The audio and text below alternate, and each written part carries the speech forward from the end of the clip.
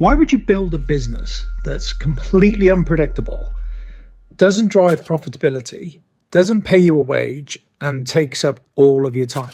Like, that is probably the most expensive hobby that you could ever have. But I see this all the time with ecom brand owners.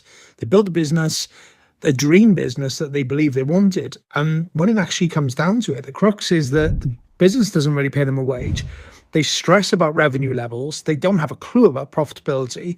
They're not entirely sure what their margins are, the true costs in the business. And they wonder why every single month feels like they're just constantly spinning plates, trying to actually get to a point where they can have some form of comfort or some form of almost guarantee on what performance is going to be like. But the brands that don't have systems in place, they don't have processes in place, they don't actually operate like proper brands, they're never going to get to that space, ever. Regardless how good the product is, regardless how good your social media presence is, regardless of how good you think your website is, regardless of what creators you're working with, all these things that are what I deem surface level, visible improvements, if the back end of your business and actually the way you structure yourselves and the way the business is actually set up in terms of how it's operating, how profitable it is, how you're acquiring customers, how you're converting customers, how you're actually retaining customers and building lifetime value, all of that surface level stuff is just irrelevant.